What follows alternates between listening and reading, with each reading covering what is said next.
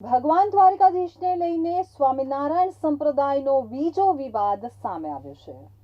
તાજેતરમાં જ સુરત શહેરના વેડ રોડ વિસ્તાર ખાતે આવેલા સ્વામિનારાયણ ગુરુકુળના નીલકંઠ ચરણ સ્વામી દ્વારકાધીશ વિશે નિવેદન આપ્યું છે કે દ્વારકાધીશે પોતાના નિવાસ માટે મંદિર બનાવવા માટે મહારાજને પ્રાર્થના કરી હતી।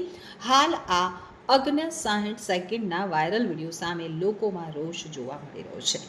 અત્રે ઉલ્લેખનીય છે કે હાલમાં જ સ્વામિનારાયણ સંપ્રદાયના એક ધાર્મિક ગ્રંથમાં દ્વારિકામાં ભગવાન ક્યાંથી હશે, ભગવાનના દર્શન કરવા હોય તો વડતાલ જાઓ, દ્વારિકા અંગે લખાયેલા વિવાદાસ્પદ લખાણનો વિરોધ ચાલી રહ્યો છે। તો સુરત શહેરના વેડ રોડ વિસ્તાર ખાતે આવેલા સ્વામિનારાયણ ગુરુકુળના નીલકંઠ ચરણ સ્વામી દ્વારકાધીશ વિશે આપેલા નિવેદનને લઈ અને હાલ સોશિયલ મીડિયા ઉપર ભારે ચર્ચાઈ રહ્યા છે। 60 સેકન્ડના વિડીયોમાં સ્વામિનારાયણ ગુરુકુળના નીલકંઠ ચરણ સ્વામી દ્વારકાધીશ વિશે વિવાદિત નિવેદન આપતા નજરે આવી રહ્યા છે।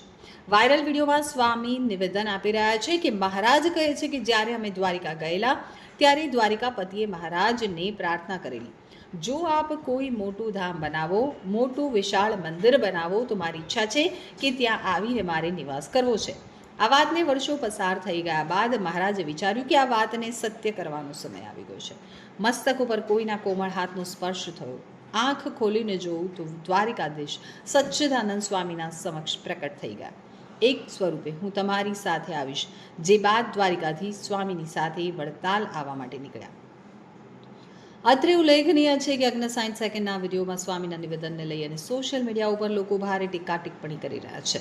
તો બીજી બાજુ જ્યારે સ્વામિનારાયણ ગુરુકુળ પાસે આ વિડીયો અંગે પૂછવામાં આવ્યું ત્યારે ગુરુકુળ તરફથી કોઈ પણ નિવેદન આપવાની ના પાડવામાં આવી હતી। ગુરુકુળના સંચાલકો દ્વારા જણાવવામાં આવ્યું હતું કે સ્વામી વેડ રોડ ખાતે રહે છે, આ વિડીયોમાં ઘણા એડિટ છે। સૌથી મહત્વની વાત એ છે કે હાલ ગુજરાતમાં સ્વામિનારાયણ સંપ્રદાયના એક ધાર્મિક ગ્રંથને લઈ અને વિવાદાસ્પદ નિવેદન ચર્ચામાં છે। 4 દિવસ પહેલા સ્વામિનારાયણ સંપ્રદાયના ધાર્મિક ગ્રંથમાં દ્વારિકામાં ભગવાન ક્યાંથી હશે, ભગવાનના દર્શન કરવા હોય તો વડતાલ જાઓ, દ્વારકા અંગે આવું વિવાદાસ્પદ લખાણ લખ્યું છે, જેને કારણે સનાતન ધર્મના અનુયાયીઓમાં ભારે રોષ ફેલાયો છે। જેને લઈ દ્વારિકાધીશ જગત મંદિરના પૂજારીઓ, સમસ્ત ગુગલી બ્રાહ્મણ સમાજ અને હિન્દુ સંગઠનો દ્વારા 25 માર્ચે વિશાળ રેલીનું આયોજન કરાયું હતું। સાથે જ હિન્દુ સમાજે સ્વામિનારાયણ સંપ્રદાયના સંતોની માફી માંગવા માટે 48 કલાકનું અલ્ટિમેટમ આપ્યું છે। ત્યાં મહારાજ કહે અમે જ્યારે દ્વારિકા ગયેલા અને દ્વારિકાપતિએ અમને પ્રાર્થના કરેલી કે જો આપ કોઈ મોટું ધામ બનાવો, મોટું વિશાળ મંદિર બનાવો તો મારી ઈચ્છા છે કે ત્યાં આવીને અમારે નિવાસ કરવો છે।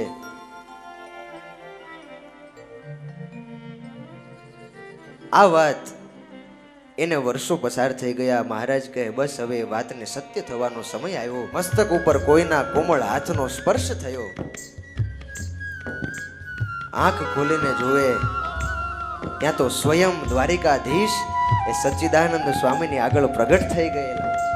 ચિંતા ન કરો, એક સ્વરૂપે હું તમારી સાથે આવીશ।